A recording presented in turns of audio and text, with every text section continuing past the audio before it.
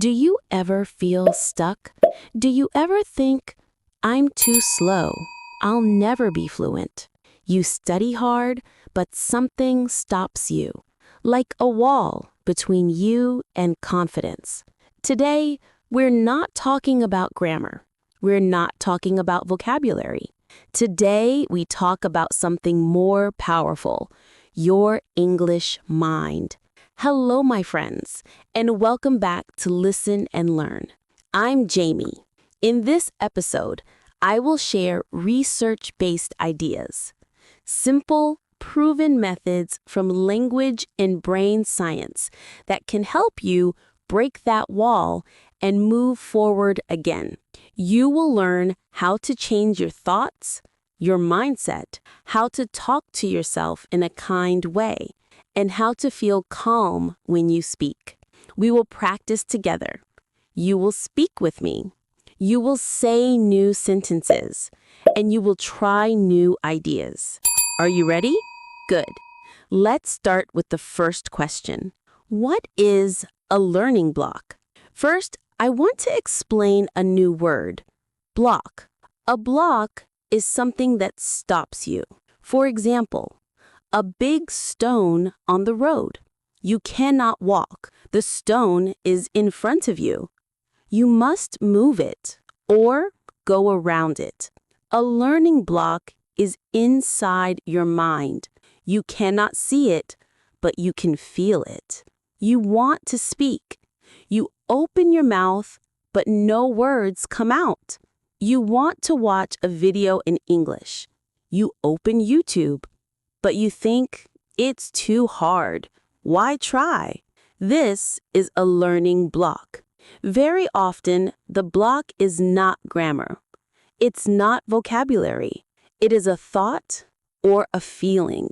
Maybe the thought is, I'm stupid, or my memory is bad, or other people are better than me. Maybe the feeling is fear, shame, or stress. When you have these thoughts and feelings, your brain says, stop. It's not safe. Don't try. So the first step is see the block. Now, I have good news for you. Many brain scientists and teachers say your brain is not fixed. Your brain can grow. Your brain can change when you practice. When you do something again and again, your brain makes a new road inside. At the start, the road is very small. It is hard to walk. You feel slow. But if you walk on the same road every day, the road becomes bigger, smoother, and easier. This happens with English too. At the start, saying a sentence is slow. Words do not come. You feel tired. But when you use the same useful sentences many times, your brain makes a strong road for that English. So when your mind says, I cannot change, or I cannot get better, you can answer, no, my brain can change. I can build new roads. I can grow. Now, let's talk about your inner voice. Your inner voice is the small voice in your head. It talks all day. Sometimes it is kind. Sometimes it is not kind. For many English learners, this inner voice is an enemy. It says, you are slow. Your accent is bad. Other people will laugh at you. When you listen to this voice, your body changes too. Your heart beats fast. Your hands feel cold or wet. Your mouth is dry.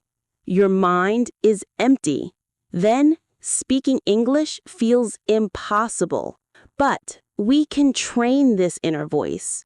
We can make it a friend. How? By giving it new sentences. This is not just positive thinking, like a poster on the wall. Teachers and researchers find something important. When students believe they can improve, they try more. They practice more, and they learn more.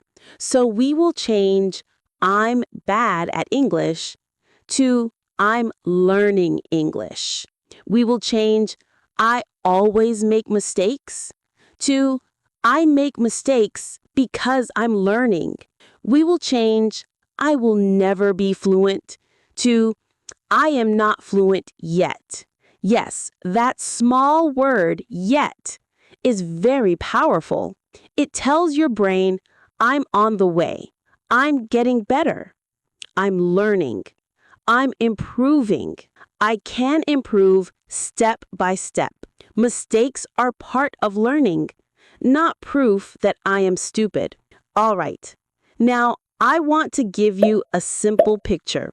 This picture helps you understand where your learning block is. We have 3 zones. Zone means area, a safe zone, a stretch zone, and a panic zone.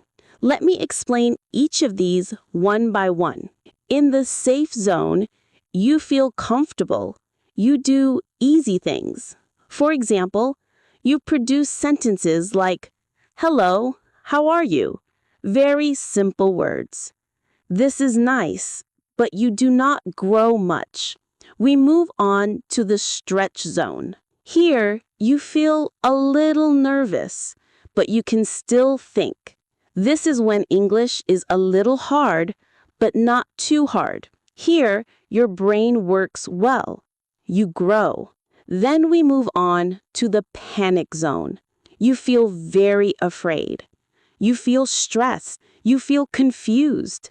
Maybe all the people in the room are native speakers. They speak very fast. You understand nothing. Your brain wants to run away.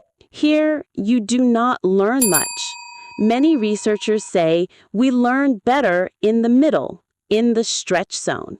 So, how does this help with learning blocks? Well, sometimes your block comes because you are in the panic zone too often. It is too hard. You feel tired. You feel like a loser. So your brain says, stop. I don't want to do this. I give up. But we do not want to stop. We want to move from panic zone back to stretch zone. That means not too easy, not too hard, just a little challenge.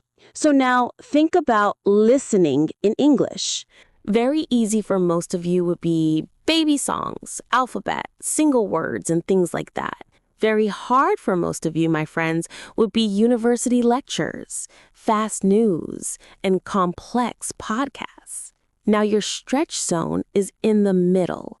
Short, simple podcasts, slow English videos, stories with pictures. Now ask yourself, can I understand about 80%? If yes, this is probably your stretch zone. Now do the same for reading, speaking, and writing. If something isn't a panic zone, you understand almost nothing. It is not good for daily practice. So move one step down. Choose something a little easier so your brain can relax and work. Not too easy and not too hard. Okay, now let's talk about small wins. A small win is a small, clear success. For example, you learn one new useful sentence. You understand one short video. You say one sentence in English to a real person. Researchers in motivation say when we notice and celebrate small wins, we feel more happy and confident. We want to continue. But many learners ignore small wins. They say, I want to be fluent like a native speaker. Well, these big goals are not bad, but they are far away if we only look at them. We feel slow and sad. Every day, write one small win with English. For example, I watched a 5-minute video in English. I learned the sentence, can you say that again, please? I read one page of a book. I spoke to my friend in English for 2 minutes. That's all. Just one win per day. Some studies show when you see your progress, you feel more motivation. You feel, yes, I can continue. Now, another big block is fear in the body. Many researchers talk about something called a filter. When we are anxious, nervous, or shy, this filter goes up. It is like an invisible wall. Invisible means something you cannot see.